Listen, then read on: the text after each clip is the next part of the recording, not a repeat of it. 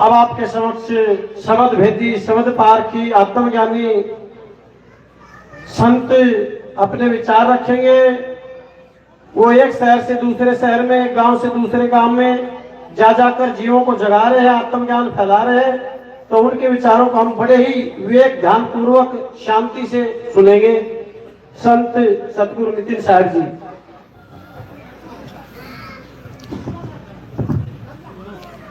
साहिब की सतनाम।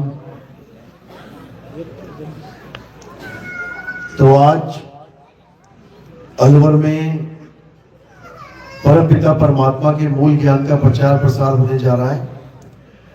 बहुत बड़े भाग होते हैं उन जीवों के जो अपने पूरे जीवन एक बार भी इस मूल ज्ञान को सुन पाते हैं, और उससे भी बड़े भाग होते हैं उन जीवों के जो इस ज्ञान को थोड़ा सा भी समझ पाते हैं। क्योंकि सुनना आसान है, आए बैठे 1 घंटा 2 घंटा सुन के चले, लेकिन इसको समझना बहुत मुश्किल है। ये जल्दी समझ में नहीं आता, इसको समझना बहुत टेढ़ी खीर है। ये ज्ञान केवल उसके समझ में आता है जिस पर परमपिता परमात्मा की मोहर लगी होती है, जिस पर मालिक की कृपा होती है, जिस पर बंदी छोड़ की दया होती है। केवल वही इस ज्ञान को समझ पाते हैं। तो आज मैं अरदास करूंगा मालिक से कि वो हम सब पे दया करे, और मेरी एक एक बात जो आपके कानों तक पहुंच रही है आप उसको समझने में भी सक्षम हो पाए। क्योंकि जब तक समझेंगे नहीं तब तक कुछ होने वाला नहीं। भले आप कितना ही सुन लो, कितना ही सत्संग सुन लो, अगर उन सत्संगों के मार्ग पे चलेंगे नहीं तो कोई फायदा नहीं होने वाला। जैसे आप अपने बच्चे को स्कूल भेजो, वो रोज जाए, रोज स्कूल जाए, रोज हाजिरी लगा के आए, लेकिन वो टीचर की बात सुने ही नहीं। वो 1 घंटा 2 घंटा पढ़ा के रोज उसको पढ़ाए, लेकिन वो सुने ही नहीं, समझे ही नहीं, तो क्या वो पास हो जाएगा? वो कभी पास नहीं हो सकता। तुम्हें लगेगा मेरा बच्चा रोज स्कूल जा रहा है, रोज घर से निकलता है, अटेंडेंस भी जाके देखो तो रोज लग रही है, घर से स्कूल भी पहुंच रहा है, लेकिन पढ़ने में मन ही नहीं लग रहा है, तो वो पास नहीं हो पाएगा। इसी प्रकार हमने भी अपने इस स्कूल में, विद्यालय में, ये संतों का जो सत्संग होता है ये विद्यालय ही है, ये पाठशाला है, इसमें पाठ पढ़ाया जाता है आपको। अगर आपने ये पाठ अच्छे से पढ़ लिया, समझ लिया, तब तो तुम पास हो जाओगे, नहीं तो वापस इसी जन्म मरण के चक्कर में वापस आ जाओगे, फेल हो जाओगे। तो मौका आखिरी है, इसके बाद मौका नहीं मिलेगा।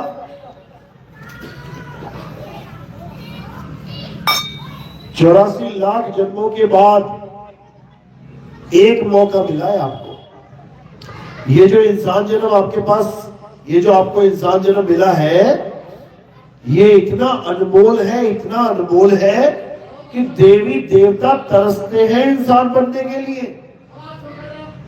तरसते हैं वो लोग कि हे प्रभु हमें इंसान बना दो।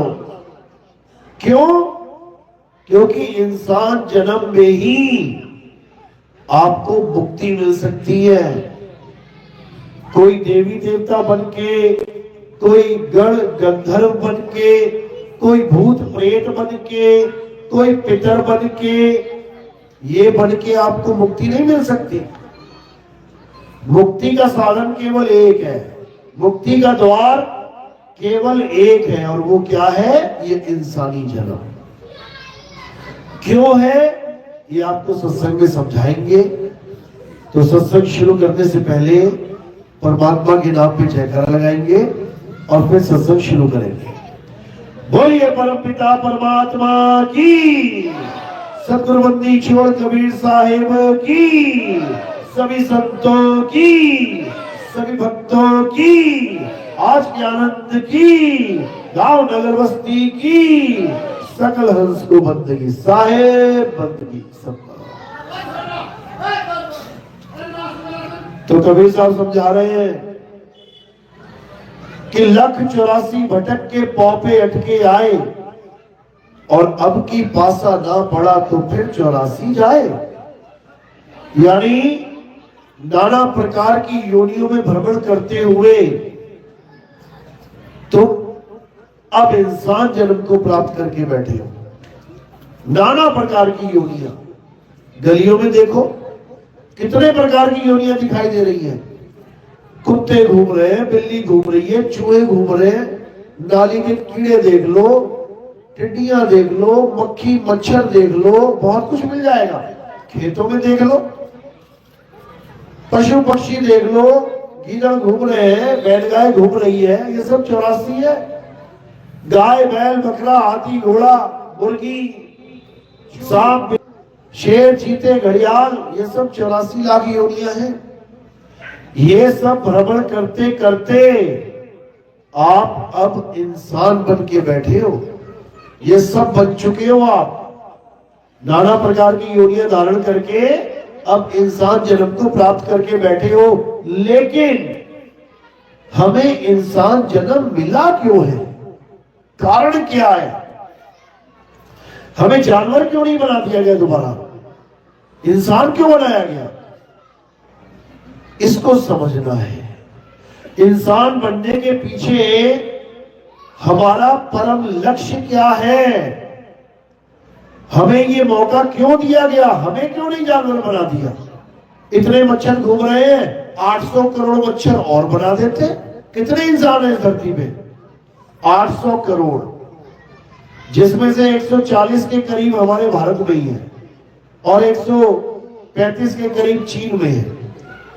यानी 300 करोड़ के करीब तो हम दो ही देश में हैं इंसान, और बाकी के 500 करोड़ सारी दुनिया में फैले हुए हैं। तो हमें इंसान बनाने का क्या मकसद है? आखिर क्यों हम इंसान बने हैं, और इंसान बन के हमने करना क्या है? क्या करने के लिए आए हैं इस दुनिया में? सबसे बड़ा सवाल ये है कि हम करने क्या आए हैं यहां पे। अब तुम किसी से पूछो, किसी से भी, भाई हम दुनिया में क्यों आए हैं, वो कहेगा है पागल, ये कैसा सवाल है? अरे भगवान ने हमें पैदा किया, खाओ पियो मौज करो एंजॉय करो मर जाओ, और क्यों आए हैं? ये सबसे निचले लेवल का ज्ञान मिला है तुम्हें अभी। अब थोड़ा सा इससे ऊपर के लेवल का मिलेगा जब किसी बुजुर्ग से पूछोगे, बाबा जी हम यहाँ दुनिया में क्यों आए हैं? अरे बेटा दुनिया चलाने के लिए आए हैं। अब दुनिया में आए हैं, खाओ पियो शादियां करो बच्चे पैदा करो वंश चलाओ और मर जाओ, इसलिए आए हैं। देखो कितने बड़े बड़े राजा अपना वंश चला रहे हैं, तुम भी चला लो। ये थोड़ा सा लेवल ऊपर का ज्ञान है। अब इससे थोड़ा और ऊपर लेवल का ज्ञान देने वाला भी मिल जाएगा तुम्हें। वो क्या कह रहा है, भाई इस दुनिया में आए हो तो अपना नाम कमा के जाओ, कोई ऐसा बड़ा काम कर दो कि दुनिया तुम्हें याद करे युगों युगों तक।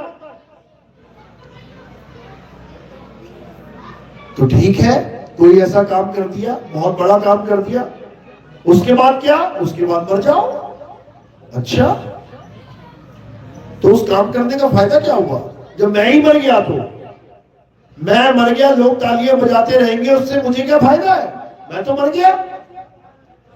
अब इससे भी ऊपर के लेवल का ज्ञान मिलेगा जब कोई ये कहेगा, भाई इस दुनिया में तुम आए हो राम राम करने के लिए, मुसलमान हो तो अल्लाह अल्लाह करने के लिए, सिख हो तो वाहिगुरु वाहिगुरु करने के लिए, ईसाई हो तो गॉड गॉड करने के लिए। अब तुम्हें लगेगा हाँ अब कुछ बात समझ में आ रही है। यानी इस दुनिया में हम आए हैं तो भगवान का नाम लेने के लिए आए हैं। ये बात कुछ जच रही है, हाँ ठीक है, अच्छी बात है। अब इससे और ऊपर का ज्ञान मिलेगा। जब वो ज्ञान मिलेगा तब तुम्हें समझ में आएगा कि हम इस दुनिया में राम राम करने के लिए भी नहीं आए थे, हम इस दुनिया में अल्लाह अल्लाह करने के लिए भी नहीं आए हैं, हम इस दुनिया में वाहिगुरु वाहिगुरु जपने के लिए भी नहीं आए हैं। हम इस दुनिया में गॉड गॉड करने के लिए भी नहीं आए हैं। क्यों? क्योंकि ये काम तो तोता भी कर लेगा। तोते को तुम लिटा दो, मिट्टू बोलो राम राम, पूरा दिन लग रहेगा राम राम राम, फिर तो तोता भी कर गया वो काम। तुम्हें इंसान बनाने की क्या जरूरत पड़ी थी? 800 करोड़ तोते बना दिए जाते, जपते रहते राम राम अल्लाह अल्लाह वाहिगुरु वाहिगुरु, नहीं बात बनती। क्यों? क्योंकि तोता जप तो सकता है राम राम राम राम राम, लेकिन उसके सामने 4 तस्वीरें रख दो, एक राम जी की, एक हनुमान जी की, एक सीता जी की, एक भरत जी की। अब तोते को पूछो इसमें राम कौन है, तो तोते को नहीं पता, वो केवल नाम जप रहा है, उसे पता नहीं है ये है कौन। बस वही हाल हम इंसानों का हो गया है।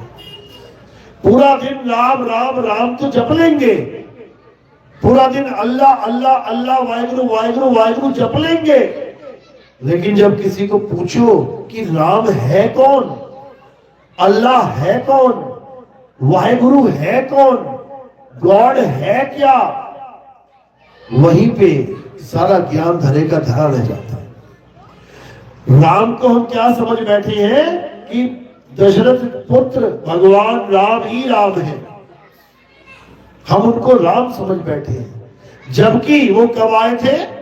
त्रेता में। तो त्रेता से पहले कौन सा राम था?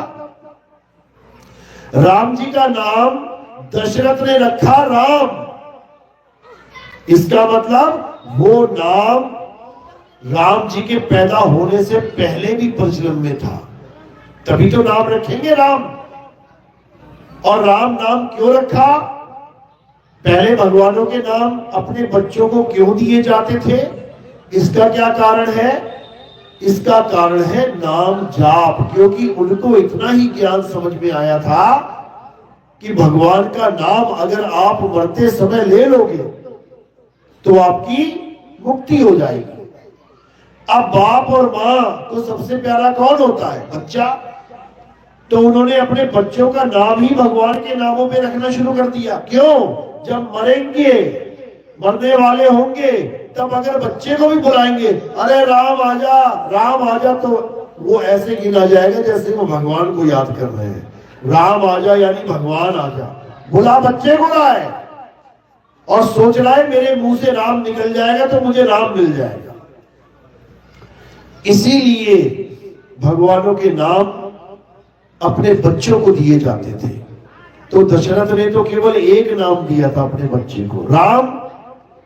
लेकिन आज आप नेट पे सर्च करोगे, गूगल पे सर्च करोगे, भगवान राम के 108 नाम मिल जाएंगे कि नहीं?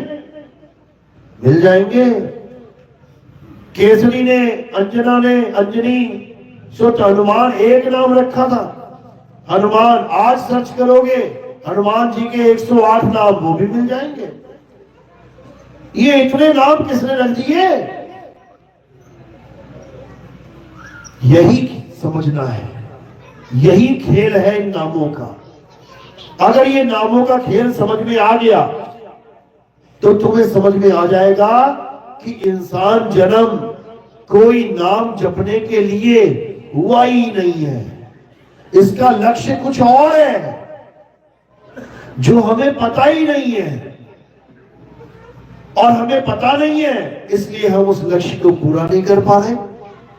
और जब लक्ष्य पूरा नहीं कर पा रहे और बुलावा आ जाता है मृत्यु का, तो हम डर जाते हैं।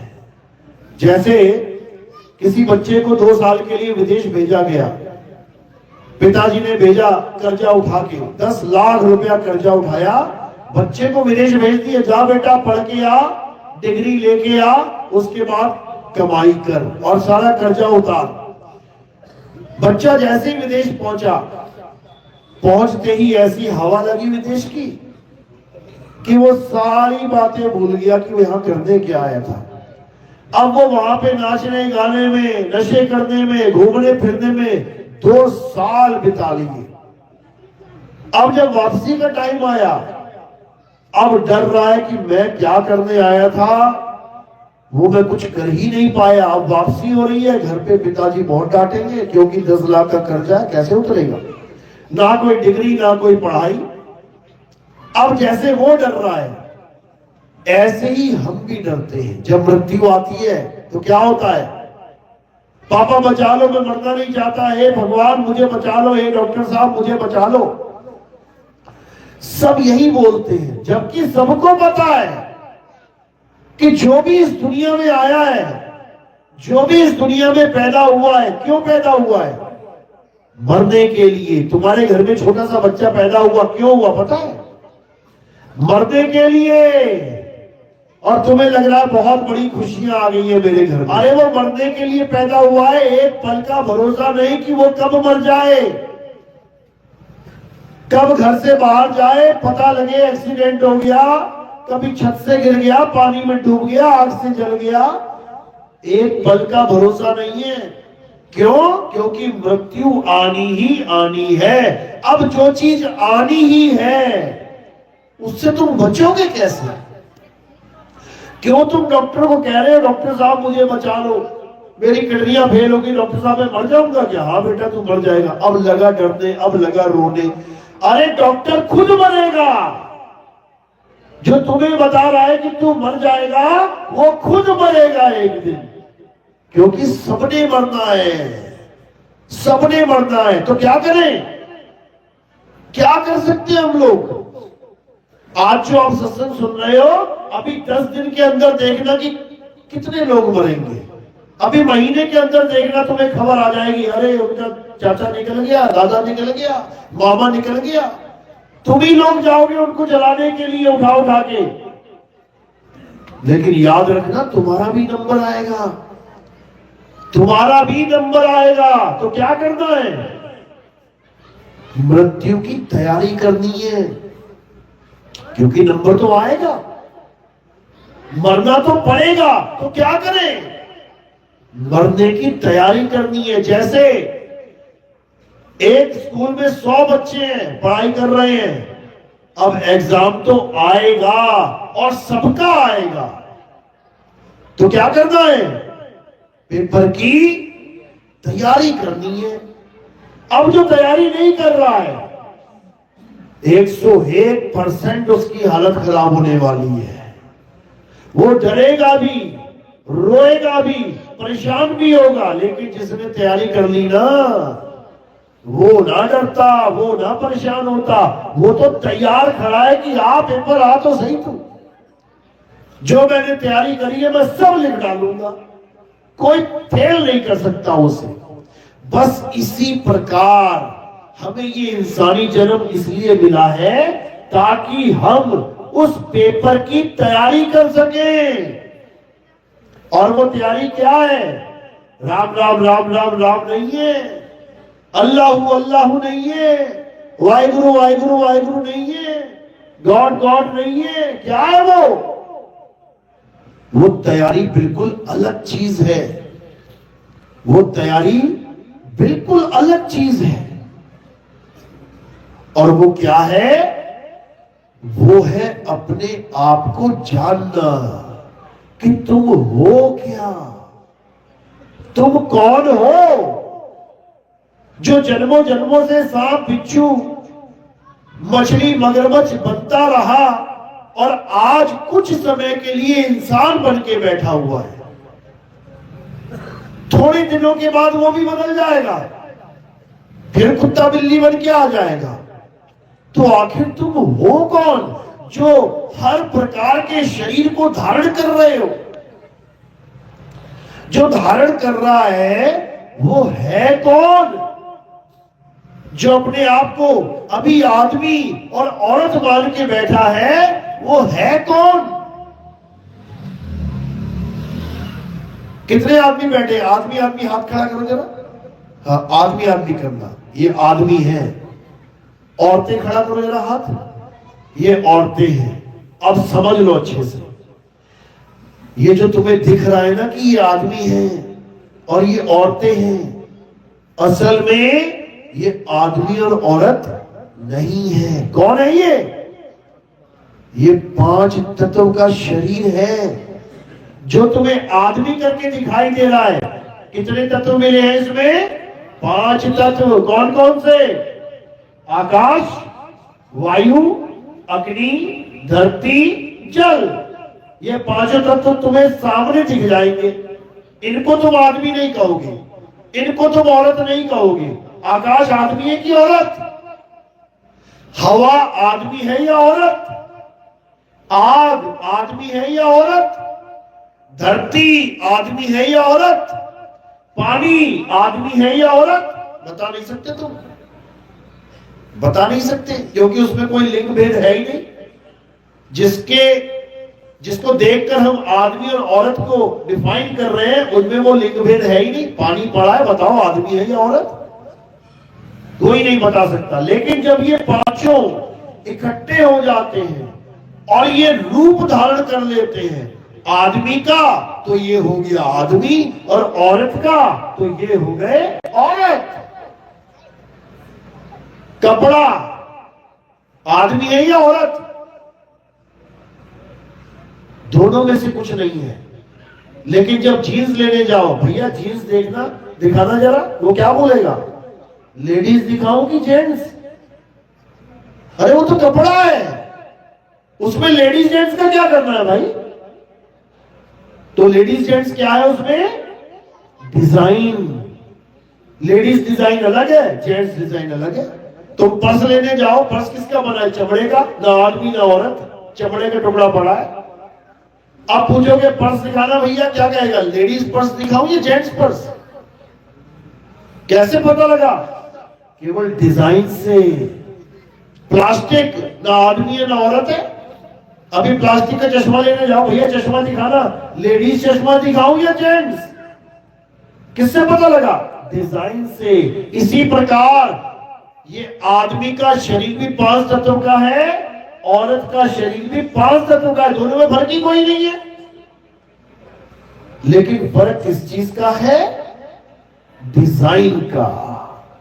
आदमी का जो डिजाइन है उसको देख के हमें लगता है ये तो आदमी है, और जो औरत का डिजाइन है उसको देख के लगता है ये तो औरत है। लेकिन जब इसका तुम पोस्टमार्टम कर डालोगे, यानी इनके पांचों तत्व में विलीन हो जाएंगे। हवा हवा में, पानी पानी में, अग्नि अग्नि में, धरती धरती में, आकाश आकाश में। अब बताओ वो आदमी है कि औरत? यानी ना वो आदमी था ना वो औरत था, वो 5 तत्व थे, लेकिन अलग से डिजाइन लेके बैठे थे, इसलिए लग रहा था कि आदमी है औरत है। जैसे मिट्टी का तुमने एक घड़ा बना दिया और एक सुराही बना दी। अब ये तुम देख रहे हो डिजाइन की वजह से कि ये घड़ा है और ये सुराही है, जबकि दोनों मिट्टी है। उसको अभी चूरा चूरा कर दो, आपस में मिला दो, ना कोई घड़ा ना कोई सुराही। इसी प्रकार इस दुनिया में जितनी भी योनियां दिख रही हैं, जितने भी तुम्हें जीव जंतु दिख रहे हैं, ये किससे बने हैं? 5 तत्वों से। वही 5 तत्व डिजाइन बदल बदल के तुम्हें पहनाए जा रहे हैं। कभी तुम्हें बिच्छू का शरीर दे दिया जाता है तो तुम बिच्छू समझने लग जाते हो अपने आप को। कभी तुम्हें कुत्ते का शरीर मिल गया, तुम अपने आप को कुत्ता समझने लग जाते हो, बिल्ली के पीछे भागते हो। कभी तुम्हें बिल्ली का शरीर मिल गया, तुम अपने आप को बिल्ली समझने लग जाते हो, चूहे के पीछे भागते हो। ऐसे ही तुम बार बार नाना प्रकार के शरीरों को धारण करके आपको वही मानने लग जाते हो, जैसे आज अपने आप को आदमी और औरत मान के बैठे। लेकिन असल ज्ञान ये है कि ना तो तुम आदमी हो ना तुम औरत हो। आदमी और औरत तो कपड़े हैं जो इस आत्मा ने पहन रखे हैं। इस जीवात्मा ने क्या पहना है? कपड़ों को पहन रखा है। जब बच्चा पैदा होता है, जैसे बच्चा पैदा हुआ, जैसे शरीर मां के गर्भ से निकला, अब क्या निकला? शरीर निकला, यानी कपड़े निकले। अब उसको पहनने वाला उसमें नहीं है। कई बच्चे ऐसे पैदा होते हैं जिनमें जान नहीं होती। अब जैसे बच्चा पैदा हुआ, यानी कपड़ा पैदा हुआ लेकिन उसको पहनने वाला नहीं है, तो तुम उसका क्या नाम रखोगे? मुर्दे बच्चे का किसने कभी नाम रखा? कोई नाम नहीं रखेगा। क्यों? क्योंकि जिसका नाम रखना था वो है ही नहीं। किसका नाम रखना था? जीवात्मा का। ये नाम जो तुम्हें दिया गया है, ये जीवात्मा को दिया गया है। जो हाजी हाजी करता है, सुरेश हाँ पापा जी, वीना हाँ माता जी,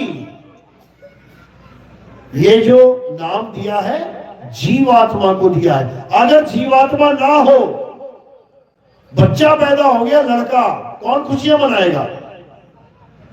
जीवात्मा ना हो, लड़की पैदा हो गई, कौन उसको बेटी कहेगा? मिट्टी है वो, बिना जीवात्मा के मिट्टी है, उसका कोई नामकरण तक नहीं करेगा, क्योंकि जिसका नामकरण करना है वो है ही नहीं। तो तुम कौन हो? तुम वो हो जिसको नाम दिया गया है। तुम शरीर नहीं हो, तुम वो हो जो शरीर को चला रहे हो।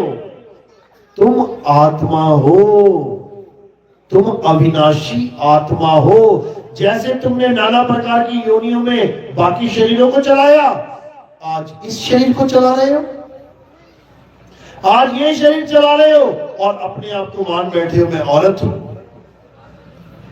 जो आदमी का शरीर चला रहा है वो सोच रहा है मैं आदमी हूं, जबकि अंत समय आएगा आदमी आदमी के शरीर को छोड़ेगा, औरत जो बना बैठा है वो औरत के शरीर को छोड़ देगा।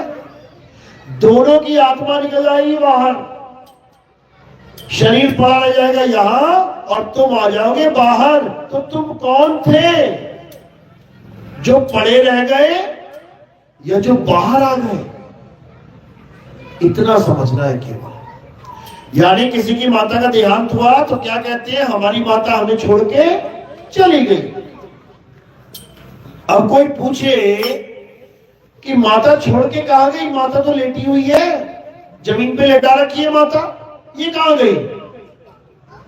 अज्ञानी के लिए माता जमीन पे लेटी है और ज्ञानी के लिए माता छोड़ के जा चुकी है। तो जो गई है, क्या तुम उसको कभी जान पाए कि वो थी क्या? क्या तुम अपनी माता को पहचान पाए जो इसको छोड़ के गई है वो थी कैसी? ये काया एक पिंजड़ा है और पिंजड़े में तोता बैठा है। तोता आत्मा है, जीवात्मा, और पिंजड़ा शरीर है। जब तोता शरीर को छोड़ के चला जाता है तो पिंजड़ा पड़ा रह जाता है। हम आज तक किससे बातें कर रहे हैं? तोते से।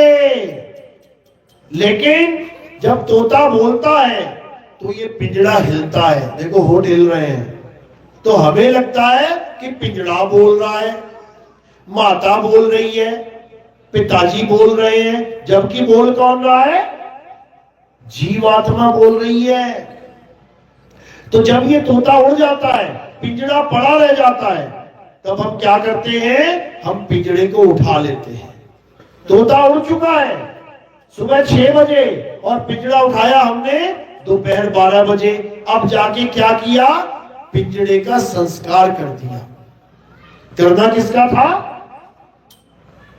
कहते ना पिताजी का संस्कार करना है, करना था पिताजी का संस्कार। पिताजी तो सुबह 6 बजे उड़ गए, अब बचा क्या? पिंजड़ा। अब पिंजड़े का संस्कार कर रहे हैं और मुक्ति किसकी मांग रहे हैं? पिताजी की मुक्ति हो जाए। तोते की मुक्ति मांग रहे हैं और संस्कार कर रहे हैं पिंजड़े का। अरे भाई, जिसका संस्कार करोगे उसी की तो मुक्ति होगी।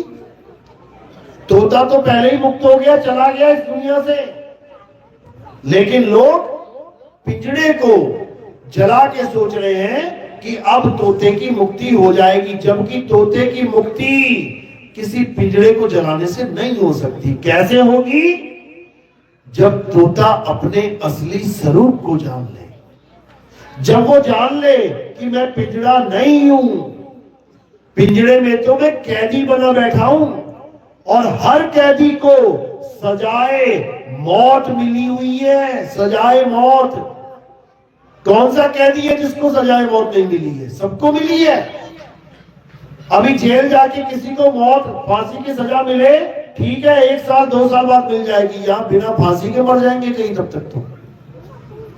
कितनी बसें पलट जाएंगी, कितनी ट्रेनें पलट जाएंगी, कितने हवाई जहाज क्रैश हो जाएंगे, कितने लोग एक्सीडेंट में मर जाएंगे बिना बीमारी के। कोई किडनी फेलियर नहीं, कोई फेफड़े नहीं खराब है, किसी को हार्ट अटैक नहीं आ रहा है, ऐसे ही चले जा रहे हैं। और सबने जाना है, सबने जाना है। अब करना क्या है? इससे पहले कि मौत आए अपने आप को जानना है। बस मुझे ये जानना है कि मैं हूं क्या। अगर तुमने ये जान लिया कि तुम हो क्या, उसके बाद तुम्हारा जन्म मरण खत्म हो जाएगा। कैसे खत्म होगा? कैसे खत्म होगा इसको समझ लो। अभी हम क्यों मर रहे हैं? हम फोटो पे लिखते हैं पिताजी एक्सपायर हो गए तो उनकी डेट ऑफ बर्थ लिख देते हैं और उनकी एक्सपायरी डेट लिख देते हैं। इतने साल से लेके इतने साल तक पिताजी जीवित रहे, लेकिन ये डेट ऑफ बर्थ है किसकी? ये एक्सपायरी डेट है किसकी? पिताजी ने जब शरीर छोड़ा तो पिताजी के कार्ड पे क्या लिखवाया था कि पिताजी का स्वर्गवास हो गया। स्वर्गवास का मतलब क्या होता है? यानी अब पिताजी स्वर्ग में वास करने के लिए चले गए। पिताजी इस शरीर में रहते थे और इस शरीर को छोड़ के अब स्वर्ग में रहने चले गए, तो पिताजी तो गए हैं, मरा कौन? अगर पिताजी मर जाते तो स्वर्ग में वास कौन करेगा? तुम्हारे पिताजी अलवर छोड़ के मुंबई चले गए, अमेरिका चले गए, अरे गए हैं, मरे थोड़ी नहीं, मरे थोड़ी नहीं। अभी कुछ किलोमीटर दूर गए हैं, फिर कुछ लोक दूर गए हैं। मृत्यु लोक, गोलोक, शिवलोक, पितरलोक, स्वर्ग लोक, लोक ही तो है, मरे थोड़ी नहीं है। क्या पता मन ना लगे वापिस आ जाए तुम्हारा बेटा बन के, मरे थोड़ी नहीं है। पिताजी कभी मर ही नहीं सकते, क्योंकि पिताजी शरीर नहीं है। मरा कौन? शरीर मेरा मरा। मरा कौन? पिंजड़ा मरा, तोता नहीं मरा। तोता तो उड़ा है, तोता तो उड़ा है। ये पिंजड़े को छोड़ के उड़ गया, क्या पता किसी दूसरे पिंजड़े में बैठ जाए जाके। मरा नहीं है, उड़ा है। अब यही उड़ना उसका बंधन है। यानी एक पिंजड़े से उड़ा, दूसरे में बैठ गया, दूसरे से उड़ा, तीसरे बैठ गया, तीसरे से उड़ा, चौथे में बैठ गया। करते करते करते 84 लाख योनियों के पिंजड़ों में जाके बैठ रहा है। बार बार गर्भ में जा रहा है, पिंजड़ा धारण कर रहा है, वापस निकल रहा है, फिर मर रहा है, फिर नया पिंजड़ा पकड़ने के लिए मां के गर्भ में जा रहा है। कहां से लाए हैं शरीर तुम लोग? ये हम लोग शरीर कहां से लाए हैं? कौन सी दुकान पे मिलाइए? कपड़ा तो मिल जाएगा दुकानों पे, ये काया कहां मिली? मां के गर्भ में। ये फैक्ट्री वहां लगी हुई है मां के गर्भ में, ये कपड़े बना रही है मिट्टी के, और हम पहन पहन के निकल रहे हैं। जैसा कपड़ा पहनते हैं सोचते हैं हम तो ऐसे ही है। आज नीली साड़ी पहन ली तो सोच रही हो मैं तो नीली हूं, कल पीली साड़ी पहन ली कह रही हो मैं तो पीली हूं, फिर गुलाबी पहन ली मैं तो गुलाबी हूं। अरे तू नहीं है नीली पीली गुलाबी, तेरी साड़ियां हैं नीली पीली गुलाबी, तुम नहीं बदल रहे हो। इसी प्रकार ये जीवात्मा कभी नहीं बदलती, ये केवल शरीर बदल बदल के धारण कर लेती है। जैसे विष्णु जी ने किए। पहला अवतार क्या था विष्णु जी का? किसको पता? हाथ खड़ा करो। पहला अवतार किसी को नहीं पता? बहुत बढ़िया। मत्स्य अवतार, मछली का अवतार। मछली का अवतार विष्णु जी का पहला अवतार था। तो विष्णु जी ने कौन सा शरीर धारण कर लिया? मछली का। अब कोई कहे कि विष्णु जी तो मछली हैं, तो मछली नहीं है भाई, वो तो कुछ समय के लिए कपड़ा पहना है, ठीक है, पहन लिया, कोई बात नहीं, उतार दिया। अब दूसरा अवतार कौन सा है? कछुए का, कुर्म अवतार। जब देवता और दानव समुद्र मंथन करने लगे तो उस पहाड़ को कहां रखा जाए, तो उन्होंने कछुए का अवतार धारण कर लिया। लो भैया मेरी पीठ पे रख लो। तो वो पहाड़ कहां रखा गया? विष्णु जी की पीठ पे, जो उस वक्त कछुआ बने हुए हैं। तो क्या हम ये मान लें कि विष्णु जी कछुआ है? नहीं मान सकते। क्यों? अब अगला अवतार ले लिया। अब कौन सा लिया? वराह अवतार। जंगली सुअर देखा है ना, जिसके मुंह में 2 दांत होते हैं, वो वाला अवतार लिया। पृथ्वी को उठा के लेके आए जल में से। अब कोई कहे विष्णु जी तो वराह है, तो वराह भी नहीं है। उसके बाद नरसिंह अवतार लिया, आधा आदमी आधा जानवर। अब कोई कहे विष्णु जी तो आधा आदमी आधा जानवर है, वो भी नहीं है। उसके बाद अवतार लिया वामन अवतार। अब कोई कहे विष्णु जी तो वामन है, नाटे से बौने से, वो भी नहीं है। अब किसी ने, अब उन्होंने आगे अवतार लिया परशुराम जी का। अब कोई कहे कि ये तो परशुराम जी है, फारसा लेके घूमते रहते हैं, वो भी नहीं है। अब आगे अवतार लिया राम जी का। अब कोई कहे विष्णु जी तो राम जी हैं, एक वन में भटकते रहे तीर कमान लेके, वो तो इंसान है, आदमी है, वो भी नहीं है। अब कोई कहे कि विष्णु जी ने कृष्ण जी का अवतार लिया, वो कृष्ण जी है, वो भी नहीं है। समझ लो, ना वो मछली, ना वो कछुआ, ना वो जंगली सुअर अवतार, ना वो वामन, ना वो परशुराम, ना वो राम, ना वो कृष्ण, ना वो बुद्ध अवतार है। वो क्या है?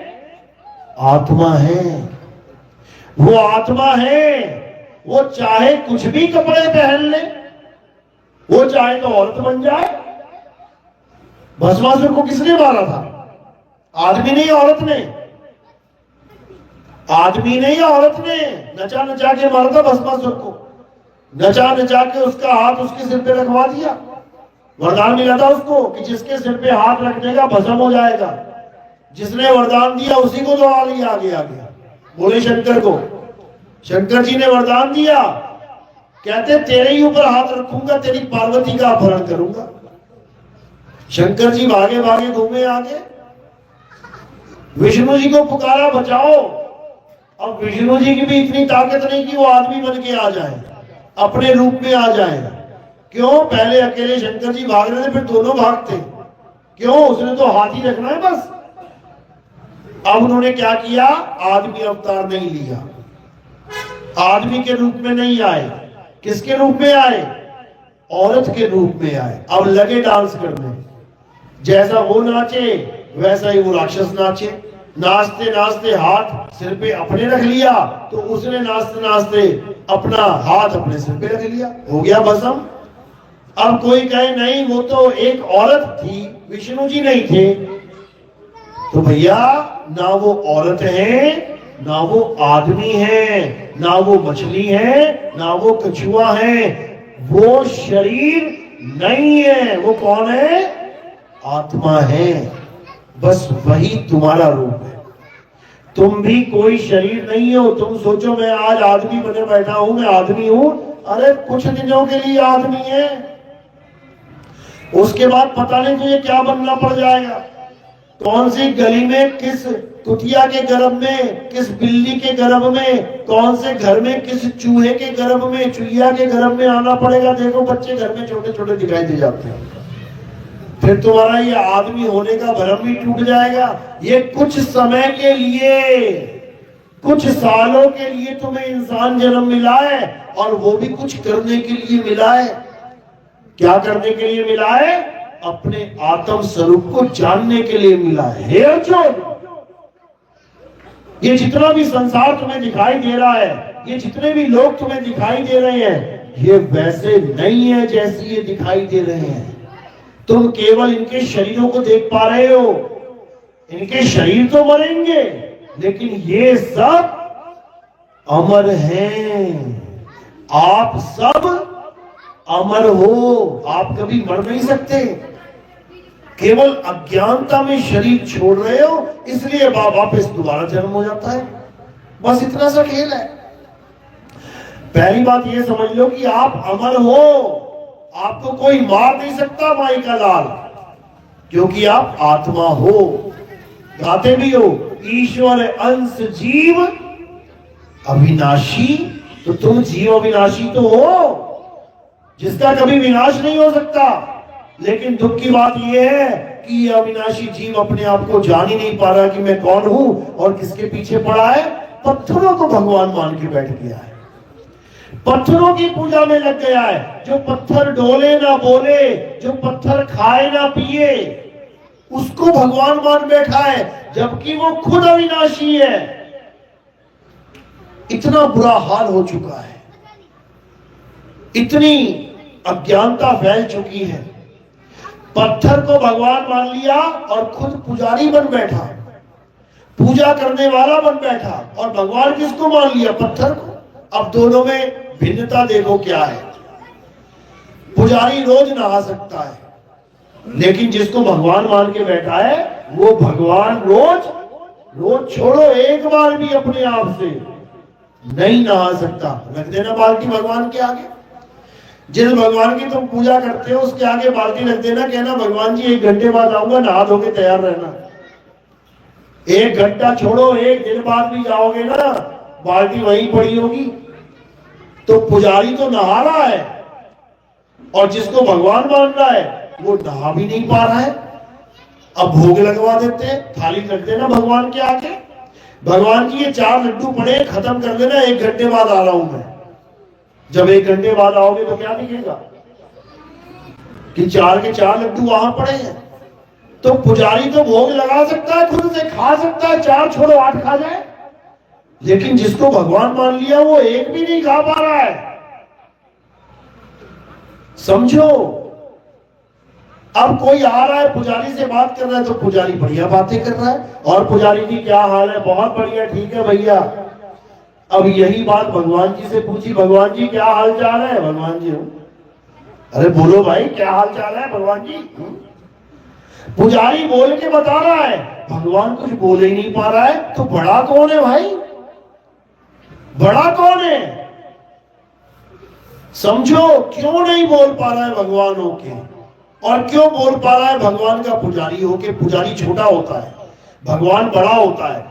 जो काम पुजारी कर सकता है, एक भी काम भगवान नहीं कर पाया।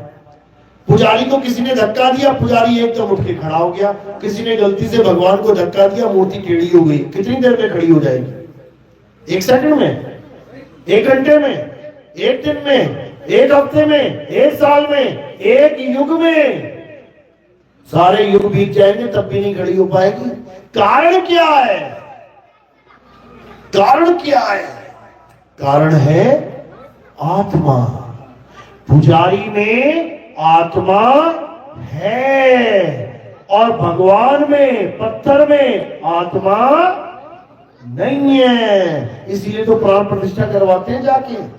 प्राण फूंक रहे हैं, अच्छा प्राण फूंक दिया इसका मतलब कुछ बढ़िया चीज चली गई होगी अंदर। जैसे एक मुर्दा है और एक मुर्दा नहीं है, तो दोनों में फर्क समझ में आ रहा है ना। एक बैठा है और एक लेटा है। जो बैठा है वो जिंदा है, जो लेटा है वो मुर्दा है।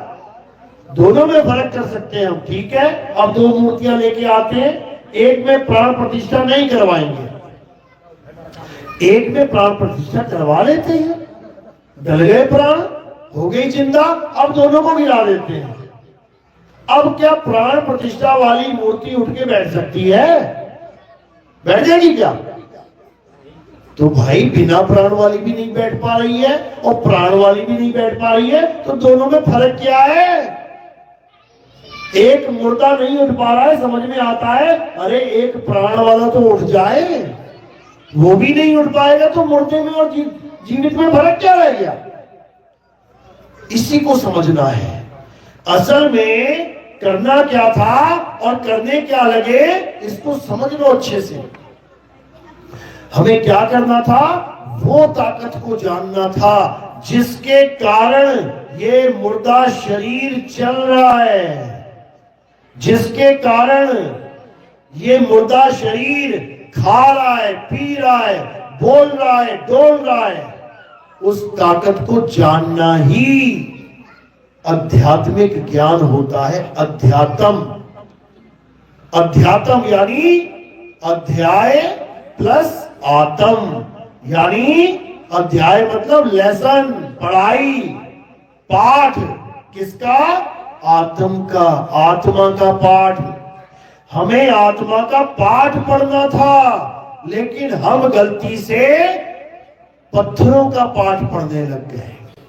समझ लो, गीता खोलो, गीता में अर्जुन को कितना सुंदर संदेश दिया।